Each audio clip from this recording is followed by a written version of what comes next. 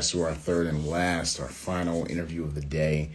This gentleman I've been following for probably about over a year now. He is the author of Malik's First Job. This is a book that is really teaching young people about financial literacy. He's an advocate himself. He's an author. Obviously, he's a small business consultant, advocate for financial literacy, does a myriad of things, speaker, whole nine yards. But he is ready now, so I'm going to wave at him real quick, and then I'm going to accept his request, and we're going to jump right into this thing.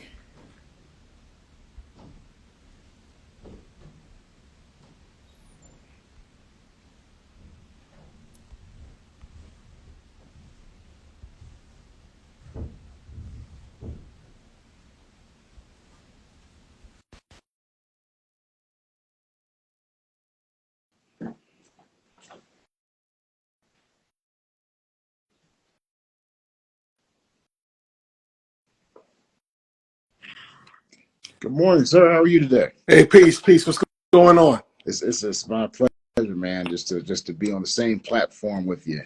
Everything's Man, going well. Everything's thank you going so much for the invite. sure, Appreciate it. sure. All right, so we're going to go ahead and jump right into this, sir. Please introduce yourself. Tell us who you are, what you do, and why you do it. Man, so my name is Kerwyn Phillip. Do a whole bunch of things. I'm an author of the book Malik's First Job, Financial Principles for Teens. Also, one of the co-founders of the Youth Business Exchange, which is a 501c3 nonprofit organization that supports and mentors youth entrepreneurs. We host the annual Richmond Children's Business Fair here in the Central Virginia area. We just do a lot for young entrepreneurs. That's amazing. That's amazing. You said it so casually too, like everybody does it. That's awesome, man. That is awesome.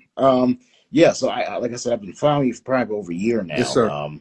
I saw the book Malik's First. I got to get a copy. I need an autographed copy, by the way. I'm just gonna throw that out there. Okay. Yeah. Okay. Just get it through the website. Yeah. That comes straight to me. I get Okay. it right out to you. All right. Thank you, sir. Definitely. I want to order that. I want to include that in our arsenal of books that we're going to have for our young people here. Yes, sir. But your passion. I understand you have a financial background and all that. What made you decide to teach teens financial literacy?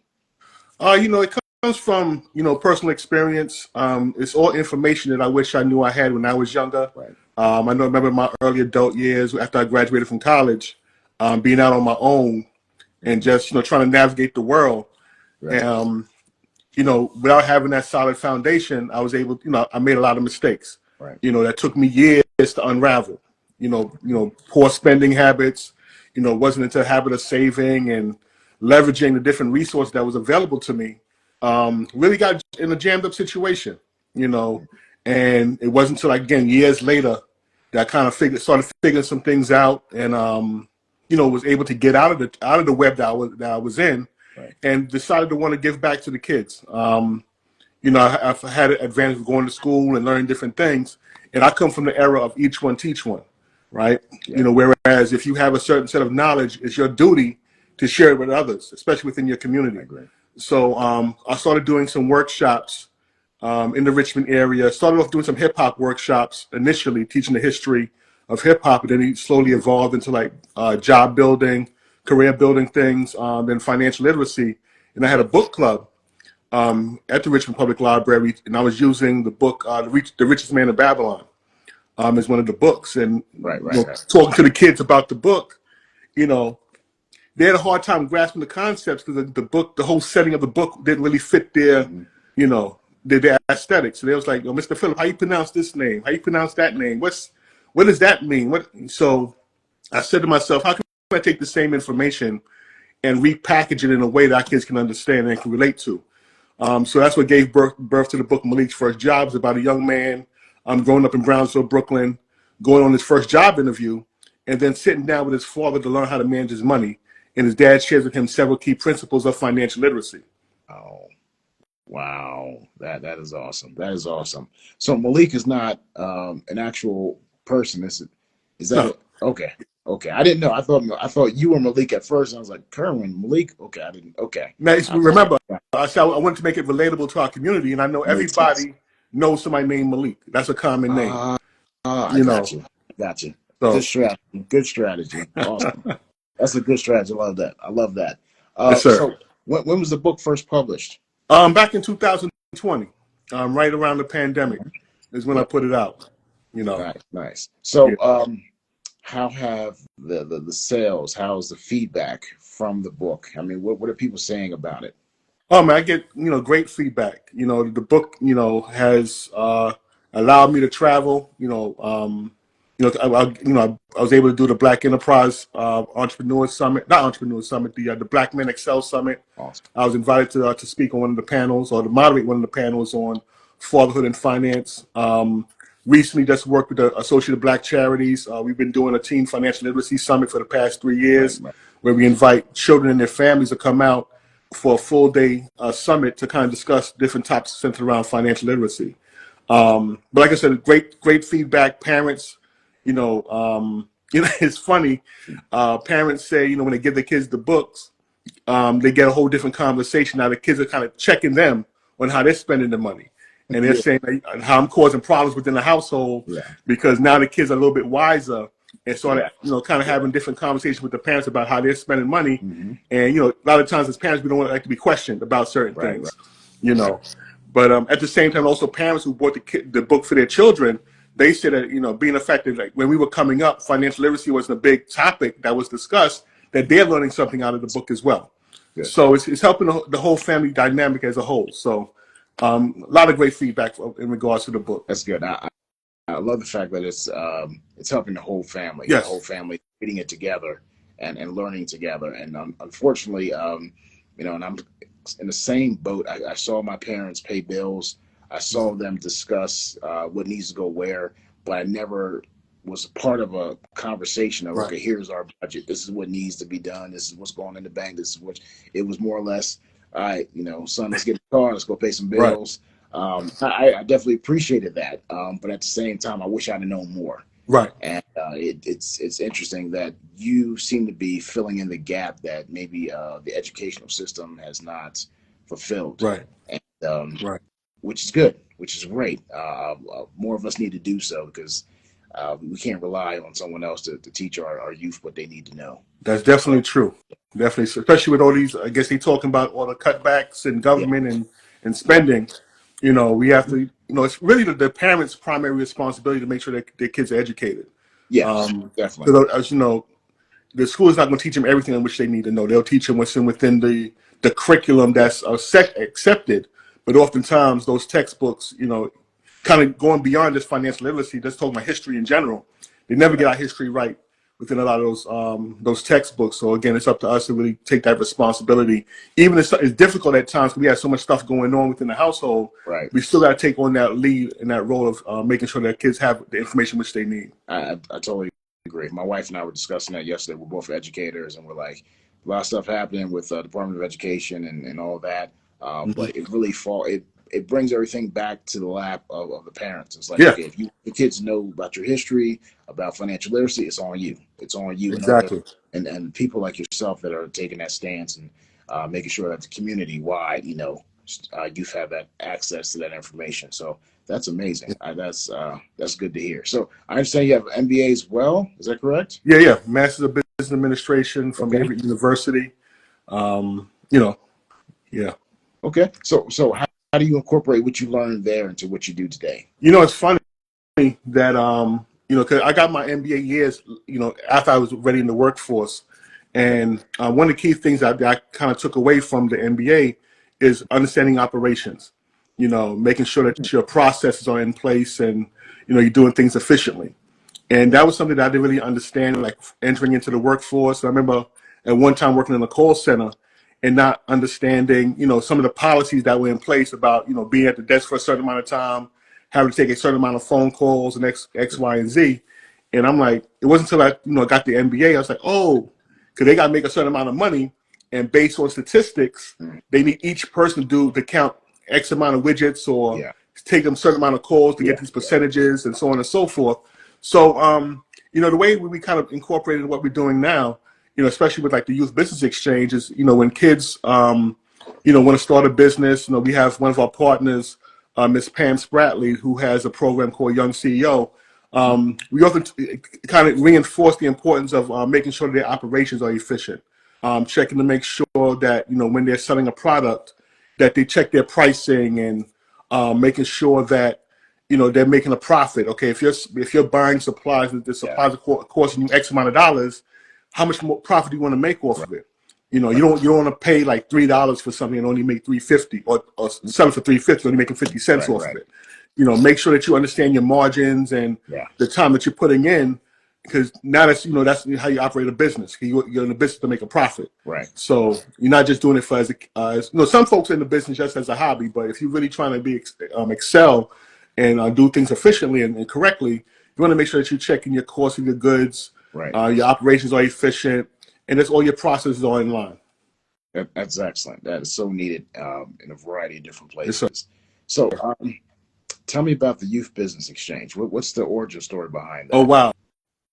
So, several years ago, me and another one of our partners, he's still with us now, we still work together, Sean Young, we had an organization called the Ndugu Business and Leadership Academy.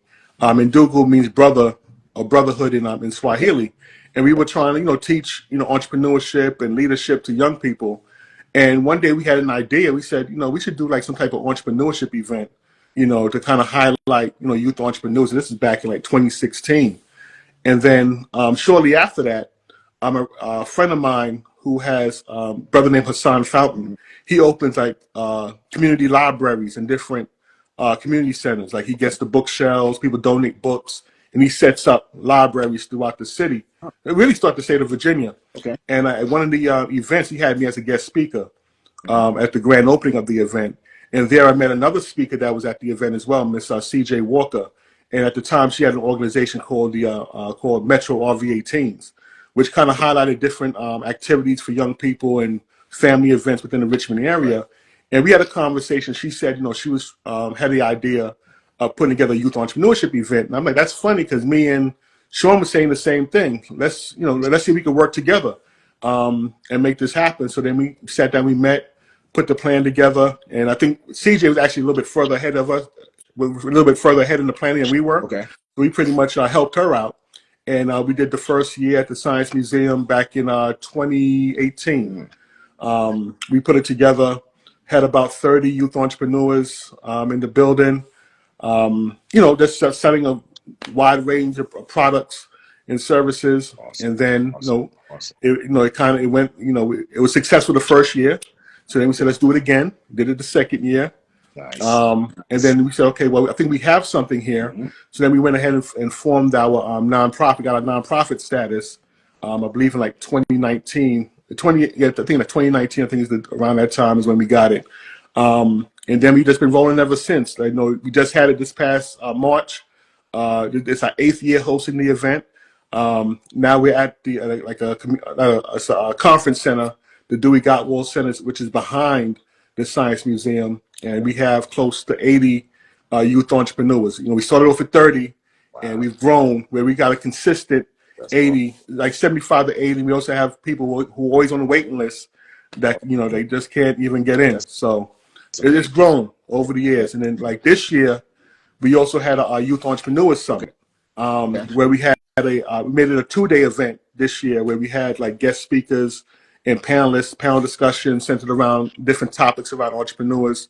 And that was successful as well. Because in the past, like while we had the business fair, we have people vending, we try to have stuff going on stage, but with all the background noise, it was hard for people to really pay attention to what was going on as far as the panel discussions and the speakers. So we said, let's do this as a separate event where people can really engage and pay attention and get the information that's being shared. Right. So this year being the first year we did it, and like I said, it was very successful.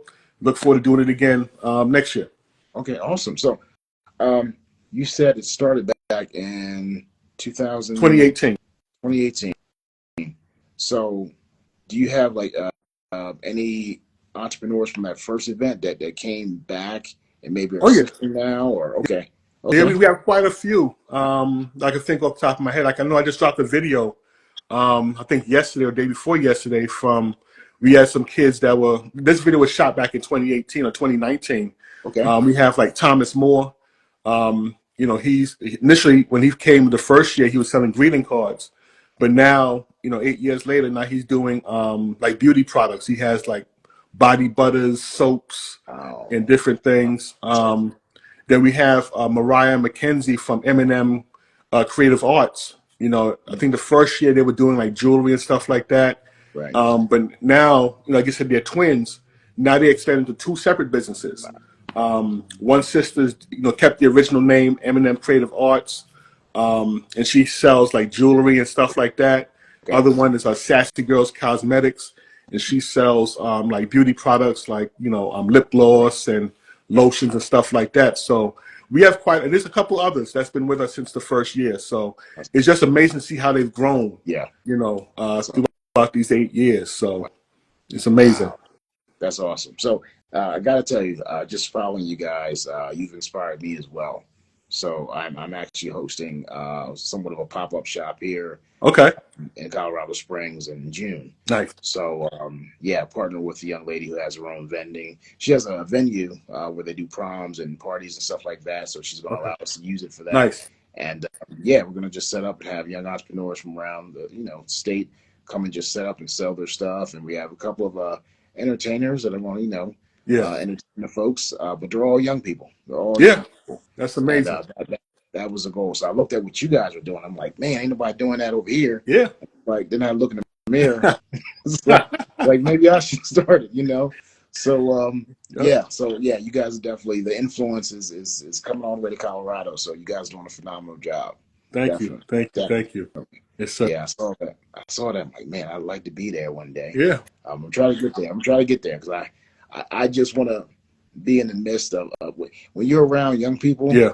and their ideas start flowing. I mean, I teach a media literacy class, Hmm. and I give them like a little small rubric. You just need to have this, this, and that because I want their minds to just go wild and just create stuff without me giving them a long list of it has to be this way, it has to be that Yeah. way. And when you take those reins off, I mean, they start. I'm walking around the classroom, they're collaborating. They're like, "Oh, let's move this here. Let's do this. Let's see how this works." And they just start thinking, and it's like it's amazing to see the collaboration and their level of creativity just come out when they have something that they want to promote or there's something that they want to just kind of get out there. And he's look at it different ways. I give them some tips and suggestions and stuff on marketing and advertising, but they just go for it, man. And it's a beautiful thing to see. Yeah. So I just love being in the midst of that energy of Yeah. those creative young people just doing their thing. I Yeah, mentioned earlier, like when I first started, like, doing community stuff, I was doing like hip hop yeah, workshops, and pretty much the premise of the workshops is the fact that this multi-billion-dollar industry that we see as hip hop today mhm, was started by young people. yes, We look at, people look at a few years ago we celebrated the 50th anniversary. You think about, look at all these pioneers like Grandmaster Flash, Bambaataa, Kool Herc, and so on. right, Back in the 70s, these guys were teenagers. yeah, They speak about, the first party right, that took place in Cedric Avenue with Kool Herc. He was like 16, 17 when he had that party. You know what I mean? And that's where he kind of gave birth to the foundation of the sound of yeah, hip hop. So this whole thing that we see that's grown and evolved over the years was started by yeah, teenagers. And at the time, the Bronx was a total mess. There was poor funding in the schools. So mhm, these kids didn't know how to play instruments. They didn't know how to play the drums or play the flute or whatever, but they right, had access to their parents' records. And they found a creative way to express themselves by using these records. Instead of playing like the whole, James Brown record, they just found this little portion of the break beat and samples, just looped that around. yeah, And then another guy said, okay, well, I could talk over this. And that evolved into rapping. And then the other guys said, well, let's start dancing. And so they started b-boying and break dancing. So right, all these different elements that we see were started by kids. That's why, that's one of the things I yeah, emphasized when I did the workshops was let them know this is where it came from. And you all have that same creative energy yes, today. And there's yeah, no telling what you all can accomplish if you put mhm, your minds to it. So what right, you're witnessing when you see the children and you just give them the resources and you just let them be, yeah, naturally it's going to come out. yes, definitely. It's already in them. It's Yes. just going. It's on. And my biggest challenge right now is I see so many young people in my classes alone that have these gifts and these talents, and I'm trying to persuade them to take it to the next level. And they don't really, I don't know, some of them don't see the value in it. They think, oh, this is just what I do, whatever. Because some of them can draw like Disney. You know what I mean? Some of them, they paint nails. I mean, they doing their makeup and stuff. I'm like, that's a tutorial right there. You could just press record and just do your thing, and you'll get so many followers. And they just look at it like, I'm just putting on makeup. It's like, okay, all right. So they're going to get it, though. They're going to get it. You just got to keep exposing them to the possibilities. Yeah. Yes. Yeah. They're going to get it. I know they will. Eventually. Yeah. So in addition to that, I understand you do small business consulting as well. Tell us more about that. Nothing too formal, but like a lot of people who, like a lot of young people call me, and ask me for tips and stuff like that. And I got friends that are also in the business, and they run ideas by me as well. So we just have just casual conversation, centered around business amongst my peers and other friends that I have. We kind of bounce ideas off each other. Good. So yeah. That is so key. I spoke with a gentleman. His name is Richard, and we talked when I was overseas 4 or 5 years ago, and he was on his way out. I had like 2 more weeks to go, and we just met at the coffee shop and just started bouncing ideas off each other. He's like into real estate, owns several properties here in the States, and I was telling him what I was trying to do, and he just started, why don't you do it this way? Why don't you do it online instead of having this and that? And it just opened my, it's when you sit down and talk to people who are business minded, it opens your mind to like all the possibilities and different ways that you never thought. I never looked at it that way. That's kind of cool, But that networking, that consulting, just from someone who has experience, it's mind boggling. I was just taking notes and stuff. And I'm like, okay, that's cool, And then he left about a week later, and he has a podcast now. He does his own thing, but we still keep in touch. He was actually following me on the first interview I did today, but it's good. It's good to have those people that can consult you and give you some sound advice and help you see things in different perspective. Yeah, it's funny because a friend of mine, he just did a partnership with the gentleman from the Cut Buddy that was on Shark Tank. Okay. My friend from high school, like he has this brush that helps to exfoliate the skin and help reduce razor bumps. And he reminded me, I had reposted it on my stories, and he had reached out to me and reminded me that like several years ago we was talking about it. Right. This is before he put the product out. It's called the Whisker, right? Is what the name of the brush is. Okay. And he said, remember when we had this conversation? And I told you the original name was the Bumpinator, and he said I laughed at him when he said it, and he said the fact that I laughed made him go back and change the name. Oh, Okay. So he said that's how the new name came about, because when I told you the original name, you laughed at me, and he told me to I told me to rethink it. Right. So he went back, and now he has the product out, and he has his new partnership. So that's awesome. This is like I said, little casual stuff like that, man. That's good. That's sometimes all it takes, a little casual conversation. Yeah. So what's coming up for you? What new things you got in the works? Things we should be looking out for? Man, I'm still working on the next book in the Malik's First Job series. It's writing can be difficult sometimes, trying to find a time to sit down, because like I move so much, people see me on social media, but I still got family stuff I got to take care of. Kids in sports, so I'm at the football field on the weekends, and I'm doing all kind of stuff. So just trying to find a time to finish, because I've been working on this book for the past couple of years, and I told myself this is the year it has to come out this year. So we're working on the next one in the Malik's First Job series. I'm also looking at doing some courses online as well, and then also as far as the Youth Business Exchange, doing some workshops over the summer, some other programming, teaching other kids, like teaching the kids different elements of business as well. Like, right now social media is very big. So helping them with some of their social media marketing, and also like some of the financial literacy piece of it, how to run your bank accounts, personal finance, so then we also have like another couple of smaller vending events that's coming along the summer as well with our partner with Enough Foundation. They're doing some things, so just trying to build some partnerships and try to expand and do more for the kids. That's all it's about, man. That's all it's about. That's amazing. Yes, sir. That is amazing. So yeah, definitely keep us abreast of all the good stuff that's happening, so we Yeah. can promote you on this end as Thank well. you. Um, Thank you. it's been a pleasure, man. It's been a pleasure. Likewise, likewise. I Like love I what you're also doing. want to say thank you.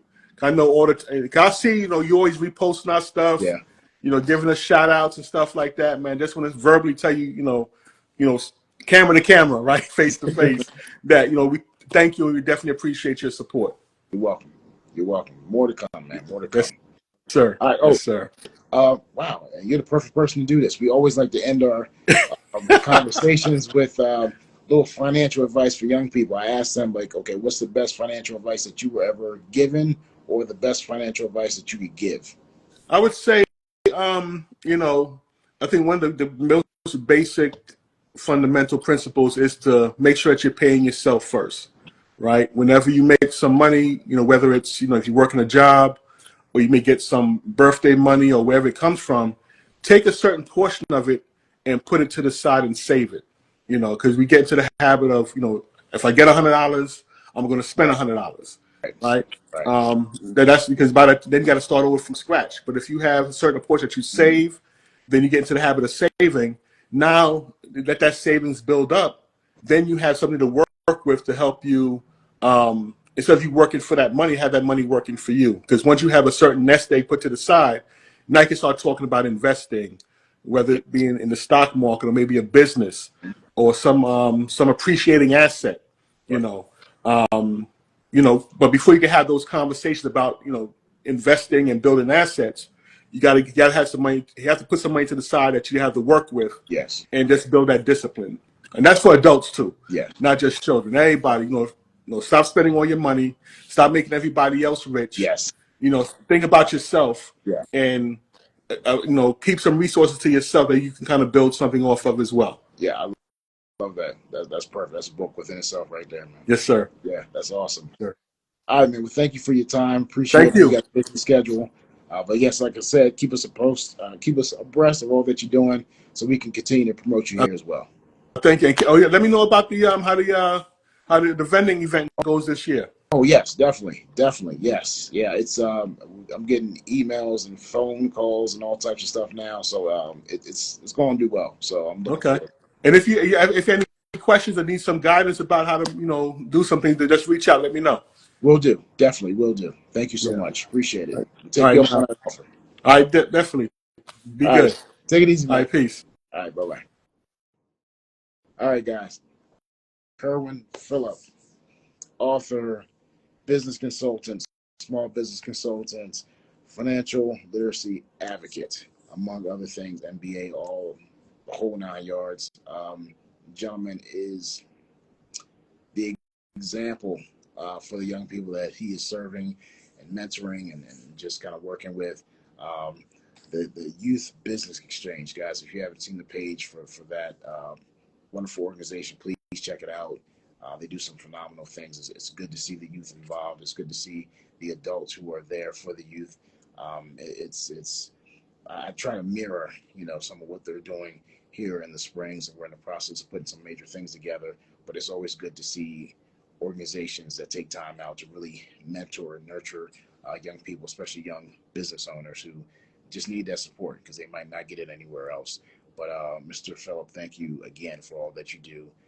Really appreciate it. And yeah, definitely got to get a signed copy of that book, Malik's First Job, guys. If you haven't seen it, please check it out. Check out his website and go order your copy so that you can have that conversation with your family as well.